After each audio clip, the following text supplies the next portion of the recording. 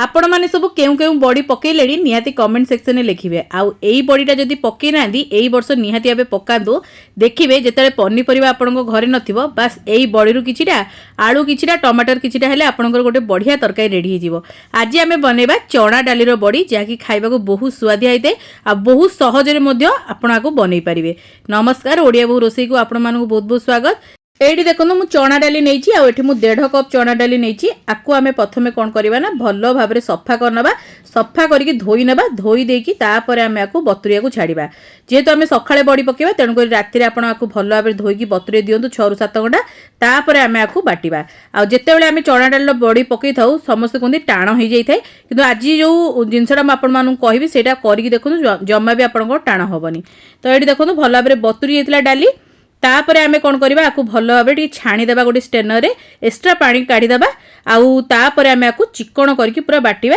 Blending jar देदेबे आ जदि आपण बाटला बेले लागुची आपको हल्का पानी दरकार होची आपण चामच रे पानी पकेबे हल्का हल्का पानी देकी आपको गोटे चिकन स्मूथ पेस्ट बने नेबे आउ मते तो बेसी सेमती पानी दरकार पड़नतला 2 ରୁ 3 चामच ही मते दरकार पड़तला पानी आ भल भाव में मु चिकन करियाको बाटिकी नहीं आस्थिली एबे देखुनु केमती बाटिबे एई भलिया बाटी हेबा दरकार चिकन करी बाटिले ताको फेणेइले बहुत बढ़िया भाव में फेणेई हबो जद्वारा कि आपनको बॉडी पूरा हल्का बनिबा आउ जमा भी टाण हबनी। एडी देखुनु सब जाक मु बाटिकी नहीं आस्छि एथिरे फ्लेवर पे आम किसी जिनस ऐड करवा आपण हिसाब रे फ्लेवर टाको ऐड कर पारिबे। मु एठी जीरा देइची आउ एठी राशि देइथिली आउ किछि जुआणी देइथिली आउ किछि चिली फ्लेक्स देइथिली आपण चाहिले अदा कंचा लंकार छेचा देइ पारिबे नने अदा सुखिला लंकार माने बाटिकी देइ पारिबे रसुण रो फ्लेवर देइ पारिबे हेंगु देइ पारिबे आपण हिसाब रे आपण देइ पारिबे। तो एठी मु माने जोटा लॉन्ग टाइम स्टोर करले खराब होबनी सेइ भलिया मु एठी पकेइची फ्लेवर एगुडा तो हमर बिल्कुल भी खराब हे न थाए। तापर आमे कौन करवा ना भल भाव में 15 ରୁ 20 मिनिट माने डाली को फेणीबा जहाँद्वारा कि एटा देखो एबे केमती देखा पूरा हलदिया देखा मोटा देखा आम फेणई देबा पूरा हल्का हो पूरा जमती फुली जाए बैटर से भाया हो। तो ये मुझे 15 मिनिट बढ़िया भाव में फेणी देती आबे देखो बैटर केमती पूरा हल्का हो पूरा धड़ा हो आपको आम टेस्ट करने किसी पानी नहीं जावा गोटे गिनारे आउे से पकईकी देखा देखिए जदि एमती बैटरटा ऊपर टे भासिकी रहा जानवे आपंकर बढ़िया बैटर रेडी होता पूरा बड़ी पकईया रेडी। तो ये आमर बैटर तो पूरा बढ़िया भाव रेडी हो चलतु बड़ी आम कौन करवा आपण जो तीण थी सेटारे आपड़ किसी तेल स्प्रेड करेंगे ना थाली रे तेल स्प्रेड करेंगे ना तो कुल्लारे भी तेल हल्का स्प्रेड करके पकई पारे किंबा आपण सप जो आसे सपर भी तेल स्प्रेड करके पकई पारे। तापर ये देखो मुझे कम बनाऊली तेणुक मुझे हाथ में पकई नौ जदि आपंकर बेसी क्वांटिटी अच्छी ताहले आपण पॉलीथिन किंबा पाइपिंग बैग रे आपण बैटर को भर्ती करके बड़ी को पकई पारे। आउ एठी टिक्के मु बड़ साइज रो बड़ी पकाउची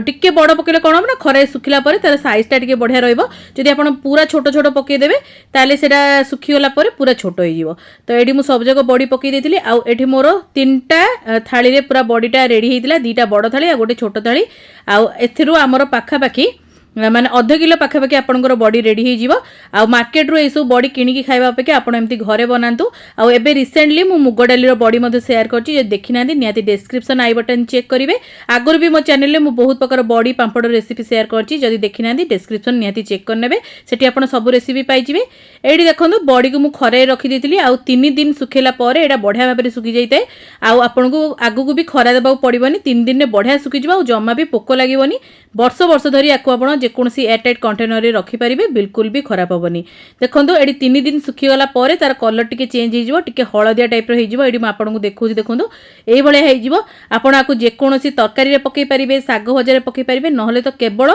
आलू सहित टमाटर सहित आकु तरकारी बनै खाई पारिबे आकु बनै कि रखंतु जेतेले पनीपरिबा नथिबा आपण एई बड़ी रो तरकारी बनेबे आ खाइबे केमती लागिला छोट रेसिपीटी निहाती कमेंट माध्यम रे जणैबे